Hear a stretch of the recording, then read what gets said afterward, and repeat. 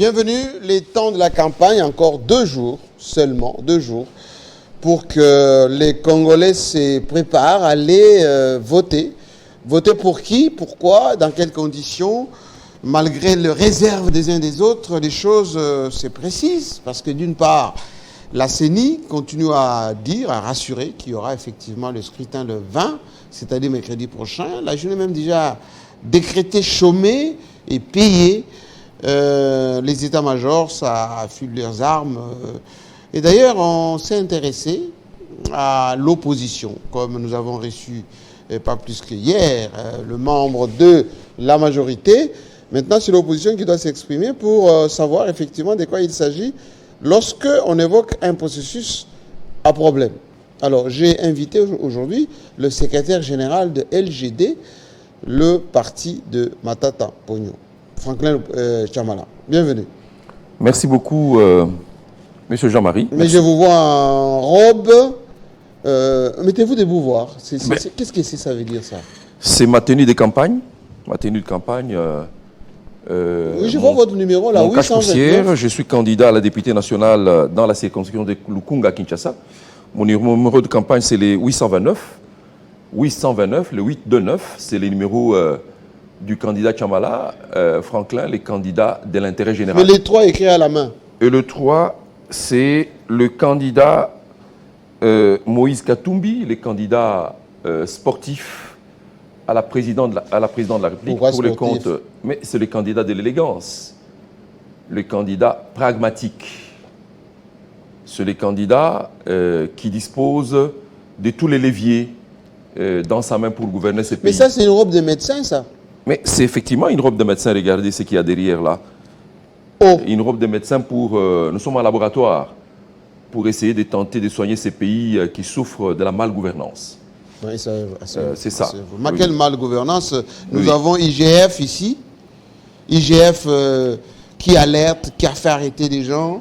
Nous avons pour la première fois un directeur de cabinet du président qui a été arrêté. Nous avons pour la première fois le budget national qui a augmenté. Nous sommes à 16 milliards. Quelle malgouvernance? Bon, tout ceci, ce ne sont que des chiffres et des données qui sont présentées juste pour flouer les peuples. Flouer les peuples, en réalité, il n'y a rien de fait. Rien de fait. Comment il n'y a rien de fait? Il y a le pôle financier. Il y a les 145 territoires. Il y a l'armée qui commence à avoir 1 milliard presque de budget, la loi de programmation militaire, la voirie, une partie des Mbushima, ici à Kinshasa, etc. Tout ce sont des choses que Félix a fait, que vous feignez ne pas accepter. Monsieur Jean-Marie, nous sommes dans la ville de Kinshasa où toute la voirie urbaine est en destruction. Nous sommes dans la ville de Kinshasa où la délinquance... Vous avez vu Elengesa? Ouf. Mais Elengesa n'est qu'une route, parmi beaucoup des routes de la ville de Kinshasa qui se sont détériorées et qui sont dans les conditions que vous connaissez. La délinquance dans cette ville est montée d'un cran. Moi, j'ai subi cette délinquance dans ma chair. J'ai été interdit il y a 2 jours de tenir mon activité de campagne en Galiema-Ozone par les forces du progrès. J'ai une candidate qui a été violemment agressée hier, son véhicule de campagne vandalisé à l'arrêt UPECO là-bas, parce que ces véhicules portaient son effigie, l'effigie de Matata et l'effigie de Katumbi. Ça s'est passé devant le poste de police que l'on appelle... Vous victimisez beaucoup, hein? Non, ça s'est passé en pleine journée devant le poste de police que l'on appelle Péné-Péné. Personne n'est intervenu, ni était la clameur publique. Vous auriez compté les morts. Les gens ont été dénudés, les filles dénudées. Pour avoir fait quoi? Attendez. Oui. D'abord, Franklin Chamala, on parle aujourd'hui de duo Matata, Katumbi, oui. Duo d'enfer, duo qui va faire bouger le pays, etc. Mais Matata avait son programme politique. Tout à fait. C'est ça avait son programme politique. Tout à fait. Comment vous allez jeter vos programmes à la poubelle et vous allez vous rejoindre Katumbi c'est que vous n'étiez pas convaincu par ce qu'il voulait faire. Mais c'est ça le pragmatisme. Nous sommes allés en Afrique du Sud il y a un mois passé invité par une ONG sud-africaine qui travaille sur la gouvernance et la construction de la paix. Nous avons été conviés là-bas avec d'autres partis de l'opposition. Nous étions 5 formations politiques pour essayer de scruter notre processus électoral et d'essayer d'envisager une stratégie commune pour faire face au pouvoir dont manifestement la stratégie pour empiler était connue de tous. Nous y sommes allés, nous nous sommes assis autour de la table et nous avons conçu notre stratégie ensemble. Au nom de cette stratégie, nous avons convenu de désigner un candidat commun pour les comptes de l'opposition, lui donner un programme commun de gouvernance pendant les 5 ans, mettre en place une coalition commune, une coalition qui va accompagner ces candidats, une coalition politique. Est-ce que vous parlez le même langage? Mais nous parlons le même langage. Nous, ça veut dire le LGD, Ensemble pour la République, Envol et le parti de Mukwege. Il était là avec nous. Il était là avec nous. Il est signataire de tous les documents avec nous. Mukwege? Oui, je dis bien le parti de Mukwege, qui était représenté par M. Moleka, qui s'est rebiffé après, comme tous les Congolais savent le faire. Mais évidemment, il y avait dans la délégation également les partis SID que nous avons résolu ensemble de mettre de côté parce que, et je dois le dire ici, nous n'étions plus en phase ou en harmonie par rapport à l'approche des questions gouvernementales, surtout à l'approche de la question du processus électoral dans le pays. Nous avons mis SID de côté pour commencer à fonctionner ou pour siéger à 4. Ça s'est passé ainsi et à 4, nous avons sorti le candidat commun, nous avons sorti un programme commun, nous avons sorti une coalition politique que l'on appelle Congo Amakasi et aujourd'hui qui a un candidat qui a les vents en poupe dans le pays. Voilà. Oh, les vents en poupe avec des images. IDPS dit que vous trafiquez vos images, le peuple ne veut pas de vous. Vous avez fui Kananga, vous avez fui Mbujimaï, vous n'êtes pas parti à Chikapa. Mais à l'UDPS, on n'a jamais cru en la vérité.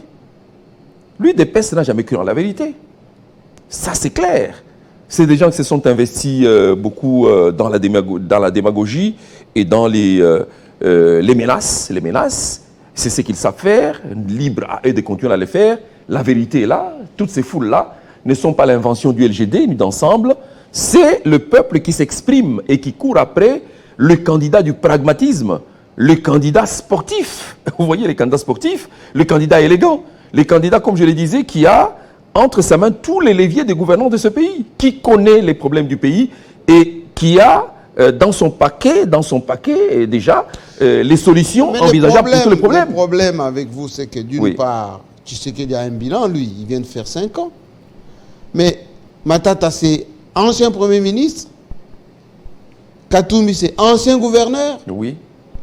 Il n'y a pas photo, hein? Bon, il n'y a pas photo, effectivement. Vous avez raison. Le président Tshisekedi, c'est un président... Il vient de faire 5 ans. 5 ans, mais avec un bilan 0. C'est notre président.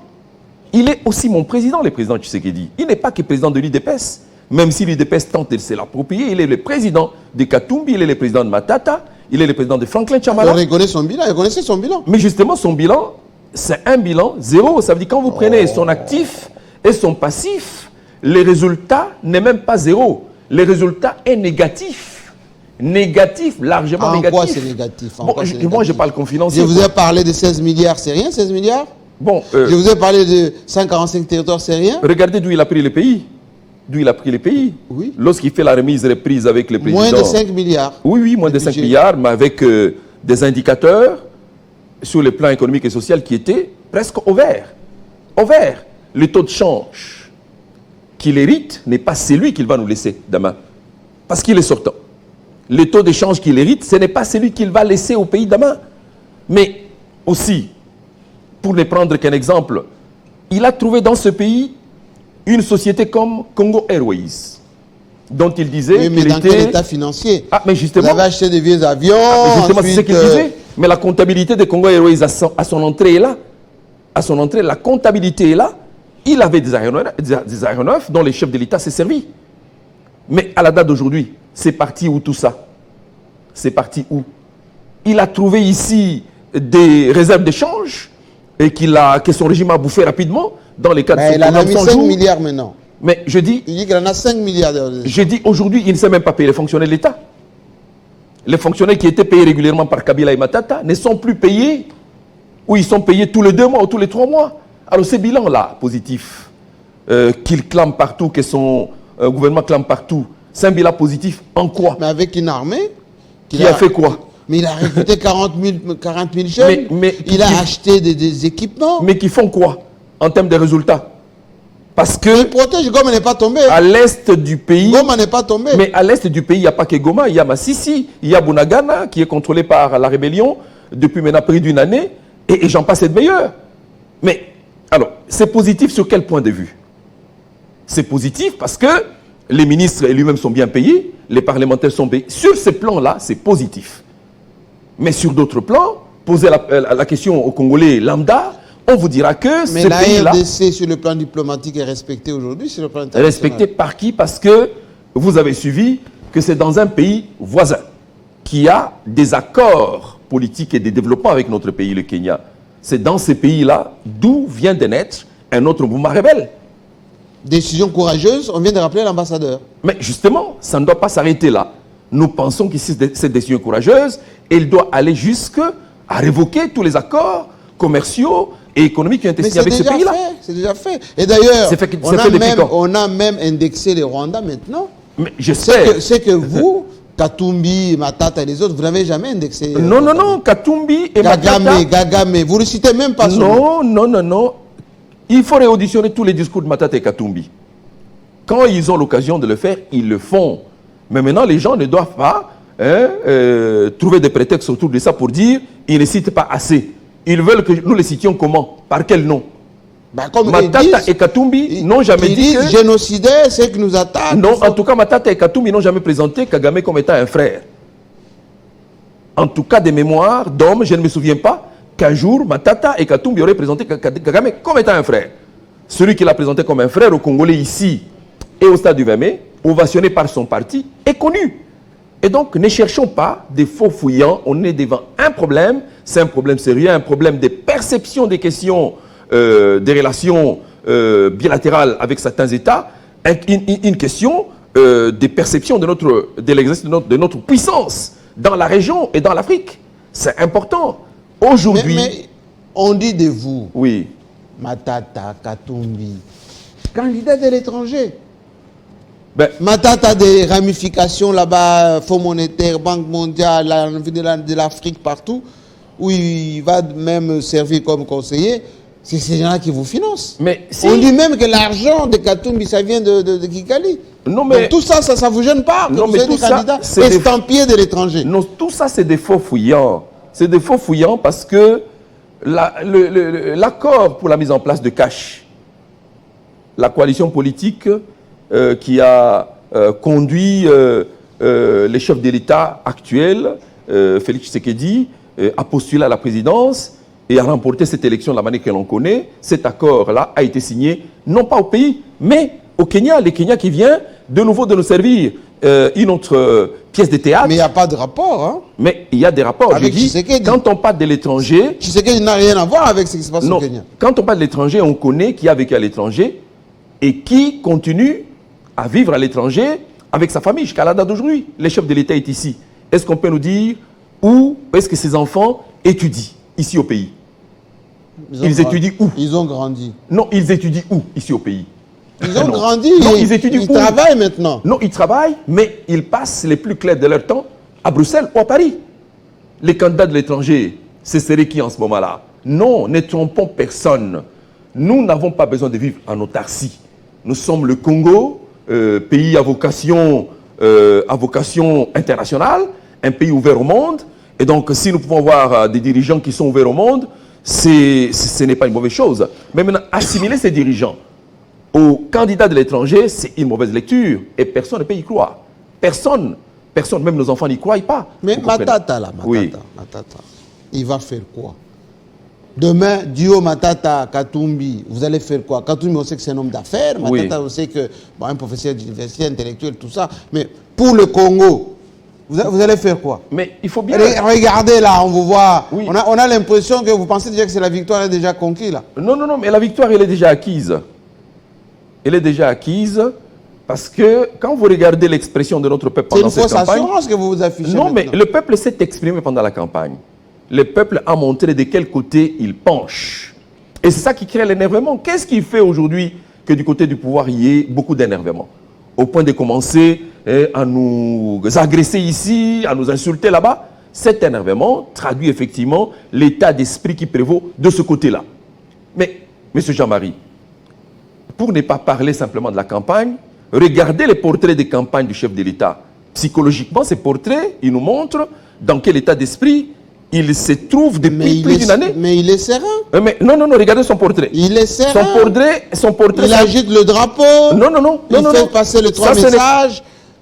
Sécurité, développement, prospérité. Non.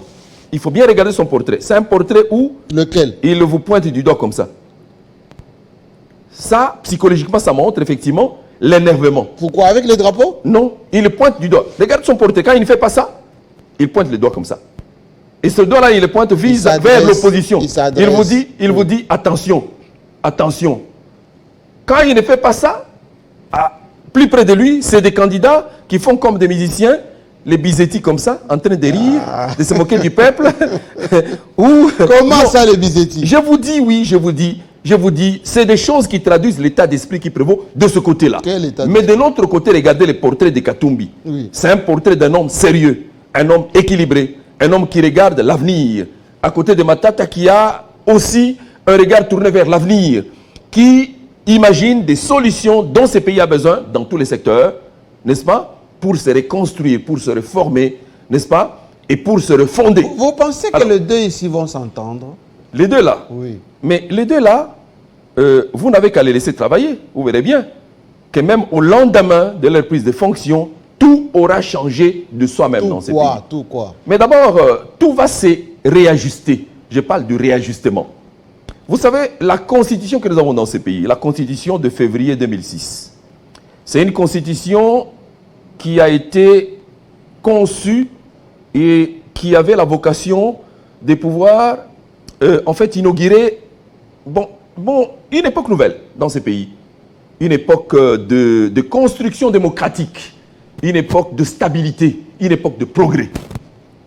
Et nous étions dans ce processus jusqu'à l'avènement du président Tshisekedi. Depuis lors, c'est la rupture avec ce processus. Comment c'est la rupture? Parce que Tshisekedi lui-même lui dit, de mémoire des Congolais, on n'a jamais vu ça. Mais des choses aussi rapides, les choses qui se sont faites partout. Les 145 territoires, par exemple. Non, c'est quoi? Qu'est-ce qu'il y a dans les 145 territoires? C'est un morceau de programme. Des centres de santé partout, oui. des écoles partout. C'est où? À Kinshasa, ici, est-ce qu'on peut le dire? Si c'est concrétisé où? D'abord, c'est un plagiat, ces 145 territoires-là.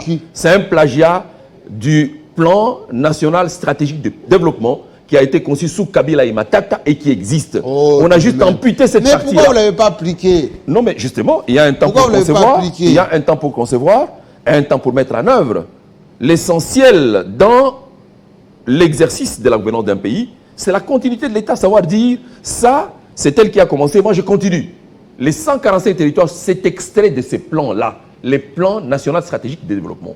Donc, ça c'est une mise au point importante. Vous étiez vice-ministre du plan. Hein? Absolument, donc ça relevait de moi. Oui. Deuxième chose, c'est que quand on dit, mais ces deux-là, où est-ce qu'ils vont nous mener?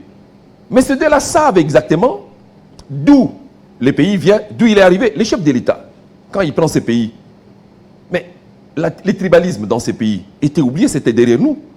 Aujourd'hui là, où est-ce que vous voyez les tribalismes? Aujourd'hui c'est chaque jour qu'on nous rabâche les oreilles.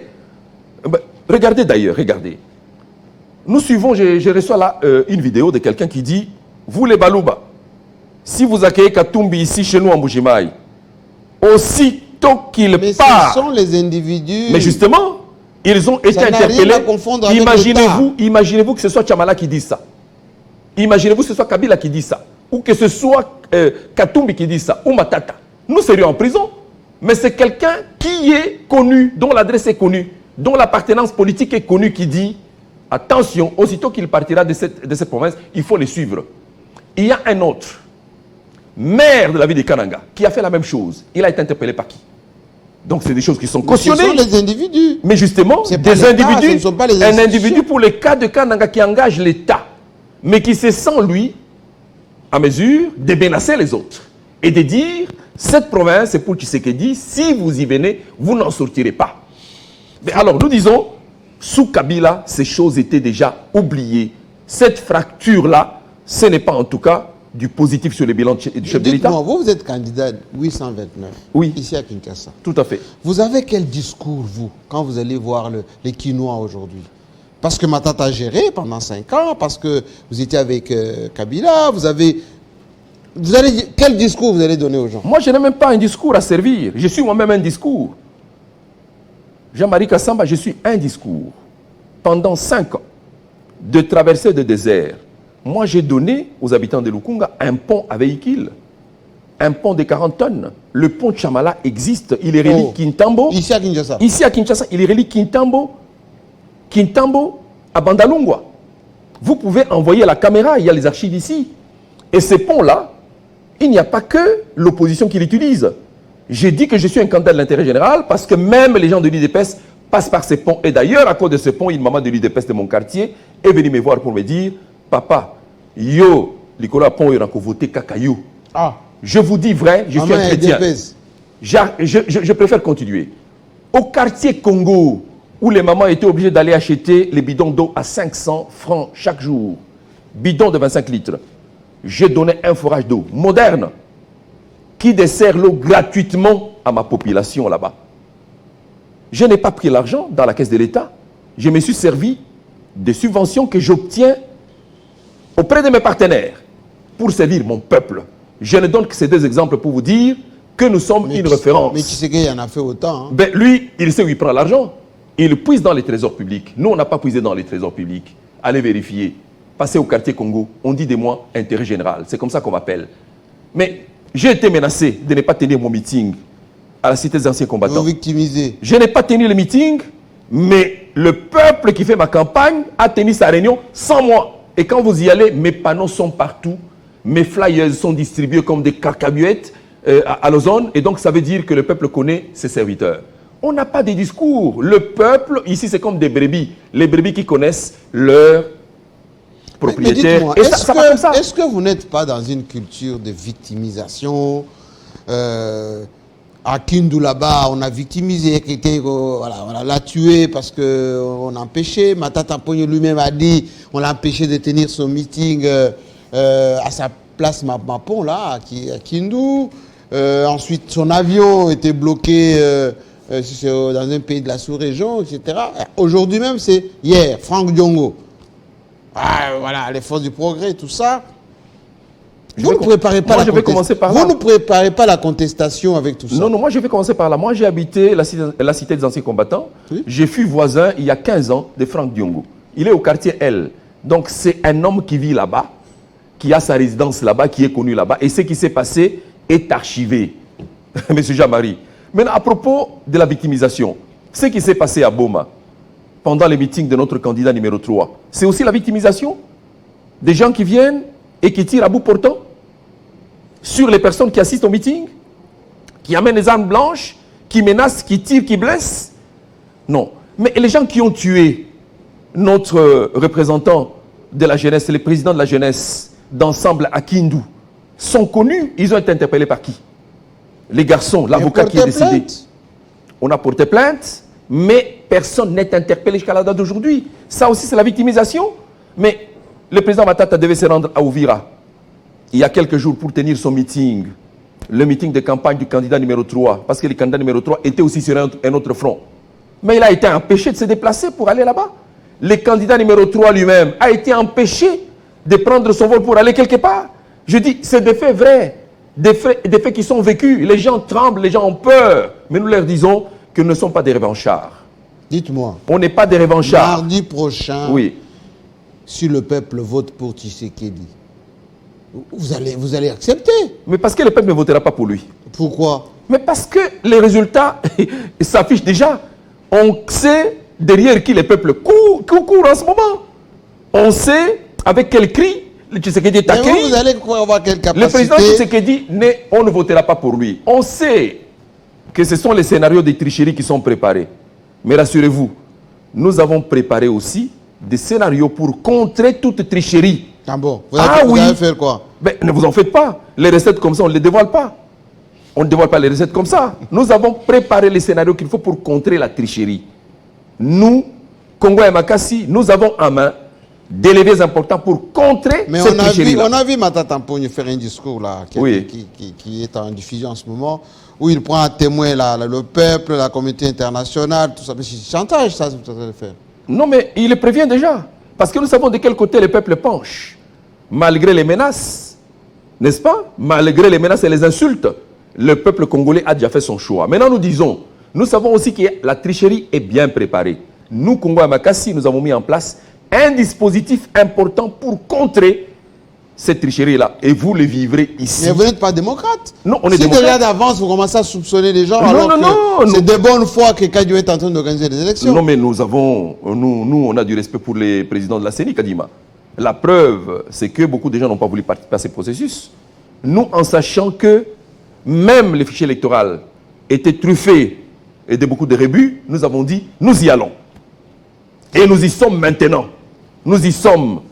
Et notre présence dans ce processus a permis de modifier beaucoup de choses. Maintenant, je vous dis, autant la tricherie a été préparée, autant de notre côté, nous avons des équipes qui se sont installées pour préparer les scénarios envie de contraindre cette tricherie et nous le ferons, vous les vivrez. Alors, au mieux, allez, réfléchissons pas à l'absurde, si jamais c'est Katumbi qui gagne. C'est quoi les 100 premiers jours? Vous allez faire quoi? Ben, les 100 premiers jours... On doit savoir quand même ce que vous allez faire. Non, mais nous avons un programme. Si c'est déjà critiqué seulement Tshisekedi, c'est une non, chose, non, mais non, lui, au moins, il a un bilan. Lui, au moins, il a ses six axes dans lesquels il va faire les choses, parce qu'il va continuer sur les acquis, comme il dit, les acquis. Vous allez faire quoi? Mais nous, les candidats qui se sont mis ensemble là, c'est Sanga, Katumbi, chacun avec son Matata et les autres, oui. Nous avons mis en commun les projets de société des uns et des autres. Mais qui n'est pas publié. C'est déjà publié. Mais nous ne voulons pas vivre encore les plagiats. C'est pour ça que nous faisons en sorte que ce que nous avons conçu soit encore conservé par nous. Mais nous avons mis en commun tous ces différents programmes de chacun de ces candidats. Nous en avons sorti une ébauche qui définit les priorités sur lesquelles les prochains présidents devront se consacrer avec son gouvernement. C'est notamment la question sécuritaire pour laquelle une recette est déjà conçue. Elle est prête. Vos 6 mois là de Katumbi là? Je dis, une recette est déjà conçue.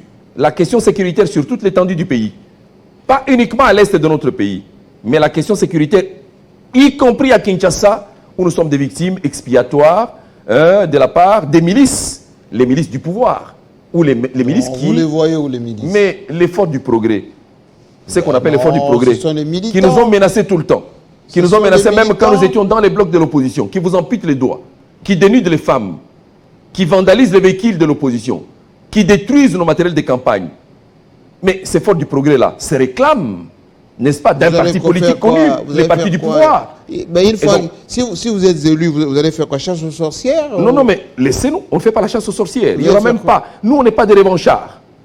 Oui, mais vous allez la dire, restauration... Vous allez dire, oh, Matata a été poursuivi, Katumbi poursuivi, pas donc du tout. on doit Il n'y aura pas tout ça, il n'y aura pas la distraction. Nous allons nous mettre au travail. Et le travail, parce que c'est le travail qui ennoblit l'homme, va remettre chacun d'entre nous à sa place.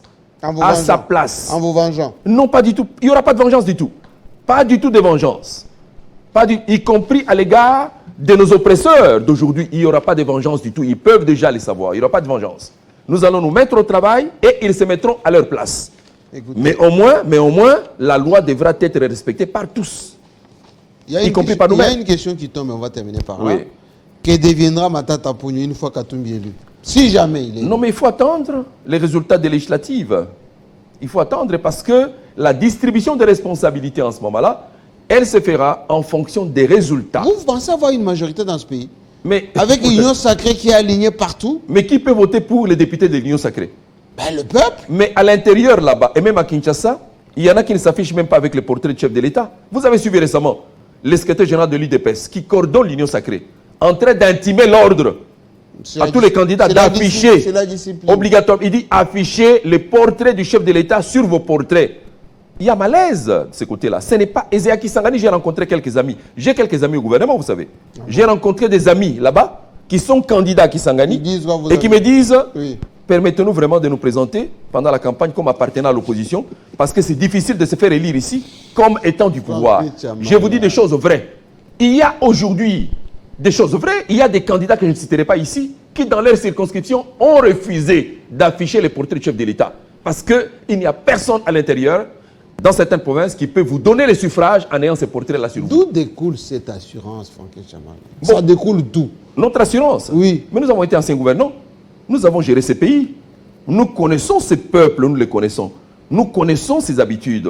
Nous les regardons en face et ils nous communiquent un message. N'avez-vous pas vu ce peuple applaudir Kabila, sur qui on avait jeté l'anathème? Le président Kabila, il est applaudi partout, il passe, non? Et donc, Matata, ici, quand il passe, on vous dit le roi du dollar. Debout, debout.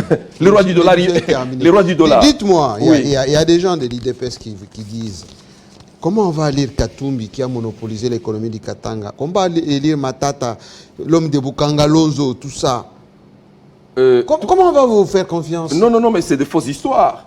Encore que même ce qu'on nous impute là n'est rien par rapport au scandale que nous vivons aujourd'hui. N'est rien, ça n'est rien au pillage que les pays vivent aujourd'hui. Des gens qui pillent les pays, qui rapatrient les devises tout le temps, et le RAM, c'est le scandale du siècle qui a appauvri même les plus pauvres. Vous comprenez? Et donc, quand on nous met sur le dos des choses comme ça, nous n'avons pas de réponse à donner parce que le peuple a déjà répondu lui-même. Le peuple congolais, partout les chefs de l'État passent, le peuple lui dit « Bon, on a vu ça à la maison. » Vous savez comment? Qui a des campagnes. Merci. Qui a des campagnes. Il reste 2 jours. Hein? Ah non, mais Bissot aussi c'est campagne. Qui a des campagnes. Toi aussi c'est campagne. Voilà, qui a des campagnes. Mais nous avons des campagnes. Merci. Merci Jean-Marie.